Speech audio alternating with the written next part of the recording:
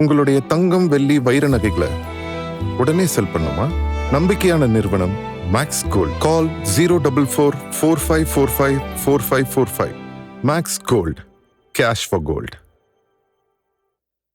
பொதுவாக இந்த பெரியவங்க சொல்லுவாங்க வந்து பசங்களை பார்த்து, இந்த பசங்க என்ன மாதிரி பேசுகிறாங்கய்யா அப்படின்னு வந்து அதை நிறைய பார்த்துருக்கோம். வந்து நம்ம பசங்க அப்படின்னு பசங்களாகவே நினச்சிக்கிட்டு இருப்போம். ஆனால் அவங்க களத்துக்குள்ளே வந்துட்டா அதை வேறு விதமாக காமிச்சிருவாங்க. வேறு விதமானா அதான் மூர்த்தி சிறுசாக இருந்தாலும் கீர்த்தி பெருசு அப்படின்வாங்க. நீங்கள் வயசு சின்னதாக இருந்தாலும் அறிவில் சில பேர் வந்து பெரிய ஆட்களாக இருப்பாங்க. எதுக்கு சொல்கிறேன்னா, இவங்க வந்து கட்சி ஆரம்பிக்குவதற்கே தகுதியற்றவர்கள். யார்? தாவேகாவினர். தாவேகாவில் இருக்கிறவங்க அணில் குஞ்சுகள், தற்கூரிகள், என்னென்னமோ சொன்னாங்க வந்து எலெக்ஷன் முன்னாடி. அது சொல்ல சொல்ல அவங்களுக்கு ஃபேவராக மாறிச்சுன்ட்டு வந்து இப்போ உணர்ந்துருப்பாங்க. அதுதான் உண்மை. இந்த மக்கள்கிட்ட ஒரு விஷயத்தை நீங்கள் திரும்ப திரும்ப திரும்ப திரும்ப பொய்யா சொல்லிக்கிட்டே இருந்தீங்கன்னு வச்சுங்க, அவன் வெறுத்து போயிடுவான். என்னையா அணில் குஞ்சு, என்னையா தற்கூரி, நல்லதாயா இருக்கிறாங்க, அவங்க நல்ல விஷயம் தாயா சொல்கிறாங்க, நீங்கள் தாயா அது மாதிரி தூக்கி இன்றைக்கி உட்கார வச்சுட்டாங்க ஆட்சியில். மக்கள் முடிவு பண்ணது தான் இந்த கான்வர்சேஷன். இன்றைக்கி நடந்த சட்டசபையில் இதுதான் சொல்லுவாங்கள்ல, என்னமா பேசுகிறாயா அந்த பையன், என்னமா பேசுகிறாருப்பா அந்த தம்பி அப்படின்வாங்கள்ல. அப்படி ஒரு ஸ்பீச் தான் வந்து எதிர்க்கட்சி சட்டமன்ற உறுப்பினர் முன்னாள் அமைச்சருமான எம்ஆர்கே பன்னீர்செல்வம் அறநிலையத்துறை அமைச்சர் ரமேஷை பார்த்து கேட்குறாரு. அதாவது டெக்னிக்கலாக பேசுகிறீங்க நீங்கள் அப்படின்னு. அவர் உடனே கொஞ்ச நேரம் தான், அது 10 நிமிஷத்துக்கு முன்னாடி உங்ககிட்ட இருந்தானே நான் கற்றுக்கிட்டேன் அந்த டெக்னிக்கலாக பேசுகிறது அப்படின்போது அரங்கமே ஒரு அதிர்வலை ஏற்படுத்திச்சு. குறிப்பாக சொல்லணும்னா, இன்றைக்கி அமைச்சர் ரமேஷ் பேசும்போது ஒரு விஷயம் சொன்னார். இந்த விவசாயிகளை பற்றி பேசும்போது 2 பேருக்குமான கான்வர்சேஷன் எம்ஆர்கே பன்னீர்செல்வம் அவர்களுக்கும் இவருக்கும் நடந்துகிட்டு இருக்கும்போது, கரும்பு தோட்டத்தில் காங்கிரீட் போட்ட விவசாயிங்க நாங்கள் கிடையாது அப்படின்னார். அப்போது எதிர் வரிசையில் சைலண்ட் ஆகிட்டாங்க. சில பேருக்குலாம் தெரியல என்ன கரும்பு தோட்டத்தில் காங்கிரீட்டா அப்படின்னு. இந்த வேளாண்மை சட்ட மசோதாவுக்கு எதிராக வந்து குரல் கொடுத்தப்போ ஒவ்வொருத்தரும் இந்தியாவில் வந்து பலர் குரல் கொடுத்தார்கள். அப்போதைய முதல்வர் மு.க. ஸ்டாலின் அவர்கள், நானும் குரல் கொடுப்பேன், ஏன்னா நானும் ஒரு விவசாயி அப்படின்னு சொன்னார். நானும் தான் ஒரு விவசாயி, எனக்கும் விவசாயம் தெரியும் அப்படின்போது தான் இந்த விஷயம் வந்து ட்விட்டர்லேயும் இன்ஸ்டாவிலையும் ட்ரோல் ஆச்சு.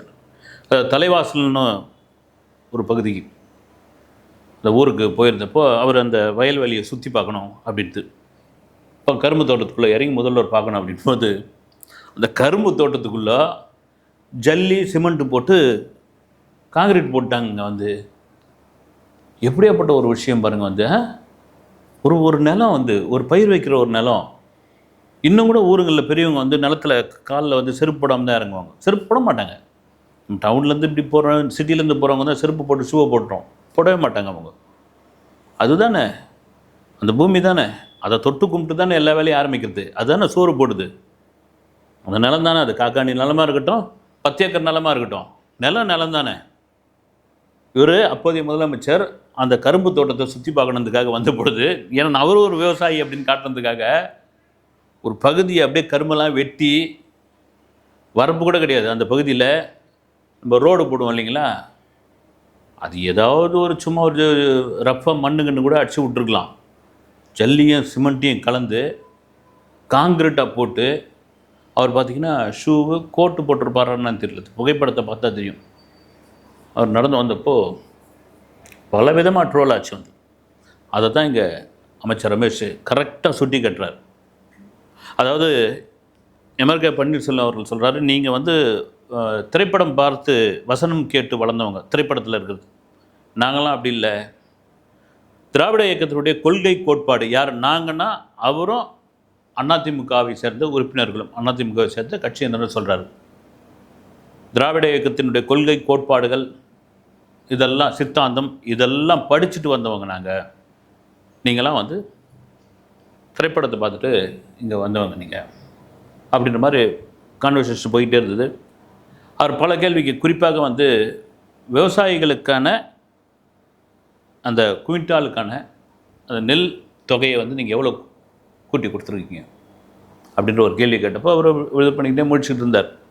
ஒரு கட்டத்துக்கு அப்புறம் திமுக முன்னாள் அமைச்சர் எம்ஆர்கே பன்னீர்செல்வம் அவர்கள் என்ன, இந்த சாமி அமைச்சர் அப்படின்னு ஒன்று அரங்கத்தில் ஒரு மாதிரி ஒரு சிரிப்பில் வந்தோடனே குலுங்கி சிரித்தார் சிஎம் விஜய். குலுங்கி அந்த வார்த்தை டைமிங்கில் டக்குன்னு வந்தவொடனே அறநிலைத்துறை அமைச்சர் இல்லை இது வந்து கோயில் துறை அமைச்சர் ஏதாவது கூட சொல்லலாம் வந்து. ஆனால் சாமி அமைச்சர் ஒன்று அங்கே இதுவாகி போச்சு. பொதுவாக தலைவர்கள்லாம் படங்களில் கூட நம்ம பார்த்துருப்போம் வந்து, அந்த பொதுப்பணியை கூப்பிடியா அப்படின்னும், அந்த விளையாட்டு என்னையா ஆச்சு, அந்த கல்வி என்னையா பண்ணிக்கிட்டு இருக்கு இப்படி வந்து அந்த அமைச்சர்களை கூப்பிடும்போது அந்த துறை முழுமையாக கூட சொல்ல மாட்டாங்க, அமைச்சர் கூட சொல்ல மாட்டாங்க. அந்த பொதுப்பறை நீர்வளத்துறை என்ன பண்ணிக்கிட்டு இருக்கு இப்படிலாம். அது மாதிரி அவர் வந்து சாமி அமைச்சர்ன்ற அளவுக்கு ஆக்கிட்டாங்க. எதுக்குன்னா எல்லாரும் நூல் பிடிச்ச மாதிரி மிக தெளிவாக மிக நேர்த்தியாக பேசிக்கிட்டு வராங்க. அதே சமயத்தில் இன்றைக்கி மரிய வில்சன் அமைச்சர் அவர் கொஞ்சம் பயங்கர கோபமாகவே ஆகிட்டார். ஒரு திமுக எம்எல்ஏ அவர், எல்லா ரைட்டுங்க எல்லாம் இது பண்ணுறீங்க, இந்த நிதிநிலை அறிக்கை படிக்கும்பொழுது அவர் எங்கே சரியாகவே தமிழ் வரல, அவர் கொஞ்சம் தமிழ் கற்றுக் கொடுங்க, அவர் தமிழ் தத்துக்காப்புத்துக்கான்னு பேசுகிறாரு, அப்புறம் அந்த அறிக்கையை வாசித்தார், எல்லாமே இங்கிலீஷாக இருந்தது, அதை முதல்ல இது பண்ண சொல்லுங்கள், அவர் தமிழ் மீடியமா இங்கிலீஷ் மீடியமா அப்படின்ற அளவுக்குன்னு அவர் எழுந்துட்டார். எழுந்து கொஞ்சம் பயங்கர டென்ஷன் ஆகிட்டார். நான் பேஸ்கெட் பால் பிளேயர், நான் டிஃபென்ஸாக ஆடுவேன் அஃபென்ஸாக ஆடுவேன், எனக்கு ரெண்டுமே ஆட தெரியும் அப்படின்னு அவரை வந்து சபாநாயகர் கொஞ்சம் இதோ அவர் உண்மையிலே சிறப்பான ஒரு விஷயம். இருங்கன்றார், இருங்க நிதியமைச்சர் இருங்க பொறுங்க அப்படின்றாரு. அதெல்லாம் மாரி இந்த சபையில் நானும் பார்த்துக்கிட்டு வரேன், ஒரே உறவு கேள்வி பண்ணுறது, சாதியை வச்சு பேசுறது, அப்புறம் வந்து இவருக்கு தமிழ் தெரியுமா தெரியாதா அப்படின்னு லாங்குவேஜை பிடிச்சி இழுக்கிறது. ஓகே, நான் சென்னையில் வளர்ந்தவன் தான், எஜுகேஷன் கல்வி நிறுவன பின்னணியில் வளர்ந்தவன் தான், நான் ஆங்கிலம் தான் படித்தேன், அதே வேளையில் நான் படித்தது தமிழ் தான், அதுக்கே அங்கே நீங்கள் வந்து கேள்வி பண்ணுறீங்க அப்படின்ற அளவுக்கு கொஞ்சம் டென்ஷனாகவே ஆகிட்டார். பொதுவாக இந்த இளம் ரத்தம் அப்படி தான் ஆகும். ஆனால் அதை கரெக்டாக ஹேண்டில் பண்ணிட்டார் சபாநாயகர். உட்காருங்கன்னார். ஏன்னா முக்கியமாக சபாநாயகர் கரெக்டாக அதை யாரை, அது ஆளுங்கட்சியாக இருக்கட்டும் எதிர்கட்சியாக இருக்கட்டும், அது ஆரம்பத்தில் சொல்லிட்டு இருந்தார். நான் வந்து ஒரு சபாநாயகராக என்னுடைய பணியை மிக நேர்த்தியாக மிக கரெக்டாக நான் பண்ணுவேன். அது யாராக இருந்தாலும் பாரபட்சம்லாம் கிடையாது. ஒரு கண்ணில் வெள்ளனா ஒரு கண்ணில் சுண்ணாம்பெலாம் கிடையாது. அப்புறம் இவர் மரிய வில்சன் அவர்கள் சொல்லியிருந்தார், நான் பைபிளை படித்தேன் வந்து, அதில் அன்பு பாசம் அரவணைப்பு இந்த மாதிரியான இதெல்லாம் சொல்லிக் கொடுத்து வளர்த்தது அப்படின்ற அளவுக்கு கோபமாயிட்டார். எனக்கு சொல்லிக் கொடுத்தது அந்த பைபிள் தான். குறிப்பாக இந்த சாதியை வச்சு அப்படின்ற ஒரு அந்த விஷயத்தை தவிர்த்துருக்கலாம் எனக்கு தோணுச்சு வந்து, அது வேணாவோ அப்படின்னு கூட. அவர் ஏன் அதை வந்து கொண்டு வந்து சேர்த்தாரு? அதே சமயத்தில் அது கொஞ்சம் நிலைமை மீறி போகும்பொழுது சபாநாயகர் நிறுத்திட்டார். இன்னும் கூட பார்த்தீங்கன்னா அமைச்சர் ஷாஜகான் அவர் எடுத்து செல்ஃபோன் எடுத்து அதில் படிச்சுட்டு இருந்தவுடனே, செல்ஃபோன் அலோடு கிடையாது. ஏன்னா எங்கள் செல்ஃபோனை யாருங்க உங்களுக்கு அலோட் பண்ணது? செல்ஃபோனை எங்கே எடுத்துகிட்டு வரீங்க? செல்ஃபோனை வைங்க எடுத்துன்னு வரக்கூடாதுங்க. யாராக இருந்தாலும் தீர்ப்பு தான், யாராக இருந்தாலும் கொண்டு வரக்கூடாது. இதில் முக்கியமான ஒரு விஷயம், இந்த சாதி அப்படின்ற ஒரு விஷயம் இருக்கு இல்லையா, அதை தவிர்த்துருக்கலான்னு சொன்னதுக்கான காரணம் என்னென்னா, இந்திய அளவில் இந்த 2026 இந்திய அளவில் நான் சொல்கிறேன், எந்த ஒரு மாநிலத்திலையும் சாதி மதம் பார்க்காமல் ஒரு கட்சியை மக்கள் ஜெயிக்க வைத்திருக்கிறார்கள். ஒரு கட்சியினுடைய சட்டமன்ற உறுப்பினர்களை வெற்றி பெற செய்திருக்கிறார்கள்னா அது இப்போ தான், அது தாவேக்கா தான். நிச்சயமாக யாரும் இனிமேல் கூட என்ன இவங்க வேட்பாளர் கருப்பா சிவப்பான்னு கூட தெரியாதுங்க மக்களுக்கு. இப்போ வரைக்கும் சில பேருக்கு தெரியாது. உண்மை அதுதான், நம்ம உண்மை சொல்லிடணும். அவங்க பார்த்த ஒரே முகம் விஜய், அவங்க பார்த்த ஒரே சின்னம் விசில். இதில் மாற்று கருத்து கிடையாது. இது சொல்கிறதுக்கான காரணம் என்னென்னா, இப்போ இன்றைக்கி தமிழ்த்தாய் பாடல் அதை வந்து அரசு விழாக்களில் முதல்ல பாடப்படலை, ஏற்கனவே பதவியேற்றப்போ வந்த பிரச்சனை தான் வந்து. நீங்கள் ஜனகணமன மனகதி பாடுறீங்க, அதுக்கப்புறம் தமிழ்த்தாய் வாழ்த்து பாடுறீங்க, அப்புறம் மாநிலத்தில் என்ன தமிழ்த்தாய் வாழ்த்துக்கான மதிப்பு என்னன்னு எதிர்கட்சிகள்லாம் சரமாரியாக கேள்வி கேட்டாங்க. இன்னொரு விழாவிலையும் அதே மாதிரி வந்து பாடப்பட்டது. அது சம்மந்தமான வந்து பிரதமர் மோடிக்கு வந்து மாநிலத்துக்கான ஒரு அந்தஸ்து கொடுங்க, தமிழ்த்தாய் வாழ்த்து மாநிலத்திற்கான பாடலுக்கு வந்து ஒரு முக்கியத்துவம் கொடுங்க அப்படின்னு நான் எழுதியிருக்கிறேன் நான். அதே சமயத்தில் தமிழ்த்தாய் வாழ்த்து எந்த விதத்திலையும் நாங்கள் விட்டு கொடுக்க மாட்டோம் அப்படின்னு சொன்னப்போ அவர் ஒரு குறிப்பிட்ட அந்த அந்த இடத்துல நாங்கள் படிக்கிற காலத்தில் தமிழ்த்தாய் வாழ்த்தை எழுதியது யார் அப்படின்னா மனோன்மணியம் சுந்தரம் பிள்ளை அப்படின்னு, இல்லைன்னா மனோன்மணியம் சுந்தரனார் பிள்ளை. அவர் ரொம்ப கரெக்டாக மனோன்மணியம் சுந்தரனார் இயற்றிய, மனோன்மணியம் சுந்தரனார் எழுதிய அப்படின்னு அந்த வார்த்தையை வந்து எடுக்கிறார்.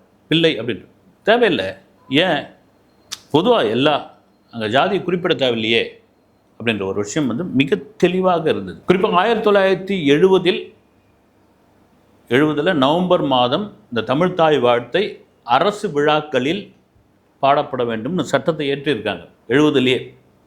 அப்படியே அது கொஞ்சம் கொஞ்சமாக மாறி மாறி மாறி பாடாதது, முன்ன பாடுறது, பின்ன பாடுறது, இப்படியே வந்திருக்குது. தவேகா கவர்மெண்ட்டு ஆட்சி அமைத்தவுடன் ஏங்க நீங்கள் தமிழ்த்தாய் வாழ்த்தை முதல்ல பாடல அப்படின்னு இன்றைக்கி சிஎம் விஜய் சொல்லிட்டார். எந்த அரசு விழாக்கள் எந்த விழாக்களாக இருந்தாலும் தமிழ்த்தாய் வாழ்த்தை முதல்ல பாடிட்டு அதன் பிறகு தான் அவங்க வேலையை தொடங்கணும், அதை முன்னே நிகழ்ச்சியை ஆரம்பிக்கணும் போட்ட சட்டம். ஏன்னா அதுதான் நம்ம முக்கியத்துவம். இன்றைக்கி நம்ம வந்து ஒரு கிரிக்கெட் மேட்ச் பார்க்குறோம், ஒரு ஃபுட்பால் மேட்ச் பார்க்குறோம். அந்தந்த நாடு அந்த அந்த இன்டர்நேஷ்னல் கிரவுண்டில் நிற்கும் பொழுது அவங்களுடைய தேசிய கீதம் பாடும்போது அவங்களுக்குள்ளே வர அந்த உணர்வு, அந்த ஸ்டேடியத்தில் இருக்கிற அந்த ரசிகர்கள் எழுந்து அடிக்கிற சல்யூட்டு என்றைக்கும் அது உண்டுங்க.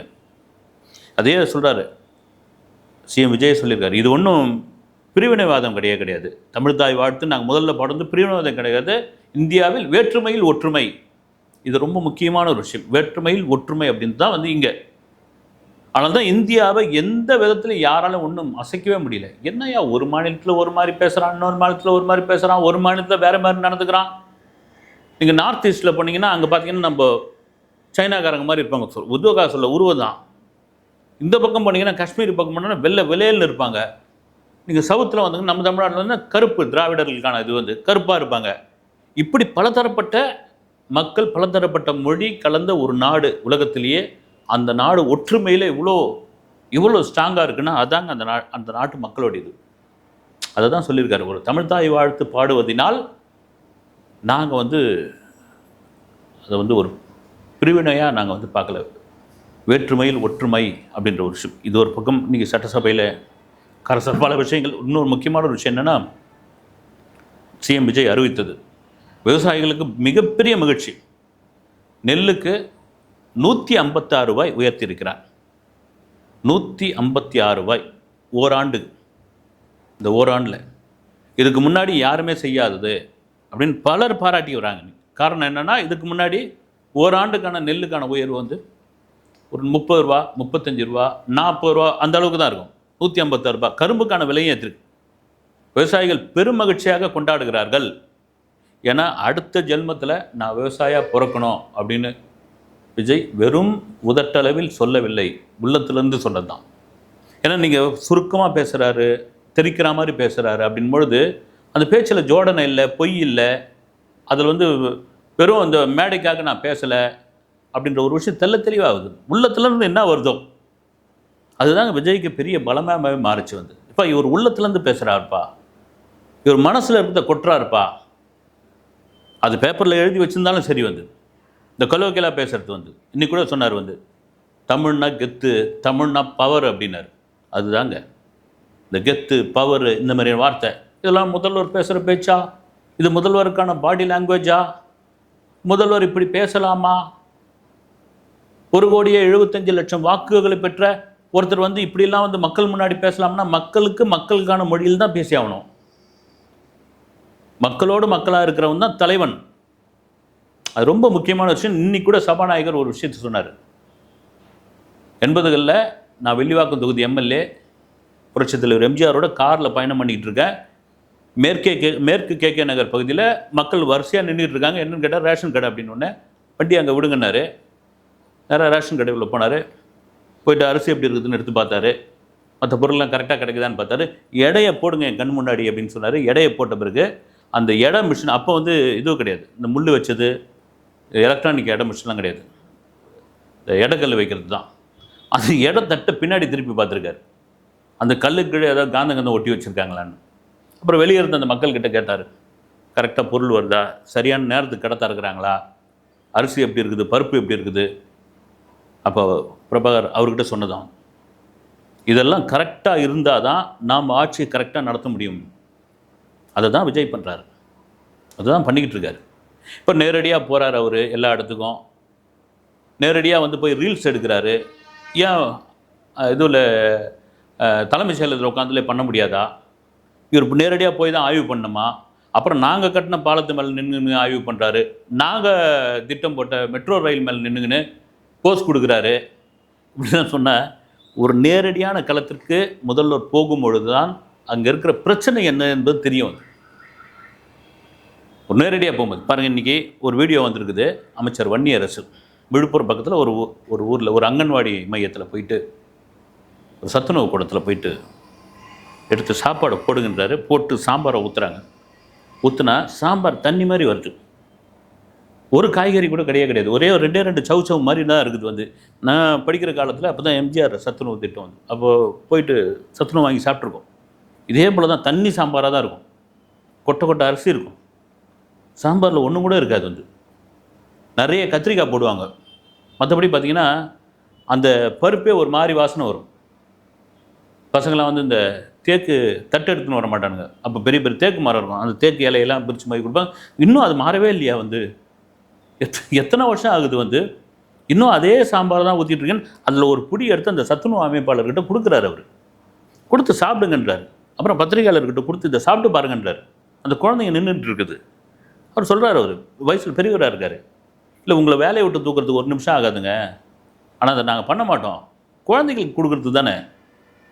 அரசாங்கம்னா எதாவது கம்மி பண்ணி பருப்பு இவ்வளோ தான் போடணும், கத்திரிக்காய் மட்டும்தான் போடணும், சவு வந்து ஒரு 2 கிலோ போடணும் அப்படின்னு எதுவும் சொல்லியே. முட்டையோட சாப்பாடு அடுத்து பிரியாணிக்கு ரெடி பண்ணிகிட்டு இருக்காங்க. அந்த முட்டை ட்ரே எல்லாம் காலியாக கிடக்குது. முட்டை ட்ரே எங்கன்னு கேட்குறாரு. ஏன்னா குழந்தைங்களுக்கு முட்டை போடுறாங்களோ இல்லையோ, வெளியே நிறைய முட்டை வைக்கிறாங்க. முட்டை போடுற காலத்தில் நான் படிக்கலை. இந்த சத்துணவு சாம்பார் பார்த்தோன்னே எனக்கு அந்த பழைய ஞாபகம் தான் வந்துருச்சு. அதை போய் ஆய்வு பண்ணுறாரு, அதை கேள்வி கேட்குறாரு. அதுதாங்க வேணும், அதுதான் முக்கியமான ஒரு விஷயம். அது நீங்கள் எதுவுமே களத்தில் போகாமல் நாங்கள் 5 வருஷம் சிறப்பாக பண்ணிட்டோம் அப்படின்னு, அதுக்கு முன்னே 5 வருஷத்தில் நாங்கள் அதை விட சிறப்பாக பண்ணணும் அவர் ஒரு பக்கம். இப்படி பண்ணும்போது 90 நாள் ஆகுது. 90 நாளில் மக்கள் எந்த விதத்துலேயும் வந்து எதையுமே எதிர்த்து குரல் கொடுக்கவே இல்லையே. இப்போ இந்த விஜய் ஆட்சி சுத்தம் மோசம்பா, சொன்னதெல்லாம் ஒன்றும் செய்யலை. இல்லைப்பா, வந்ததுலேருந்தே ஒரே அட்ராசிட்டி அமக்கலமாக இருக்குது. நீ மக்கள் சொன்னாதாங்க வந்து நீங்கள் 1000 வெளியே சொல்லலாம். வந்து மக்கள் கொந்தளிக்கும் போது தான், மக்கள் வெறுப்பாகும் போது தான். அப்படி கேட்குற மக்களை அரசு இயந்திரம் போட்டு நசுக்கக்கூடாது. ஏன்னா உங்கள் மேலே வெறுப்பு வந்துடுச்சு, உங்கள் மேலே அவங்களுக்கு காண்டாயிடுச்சு.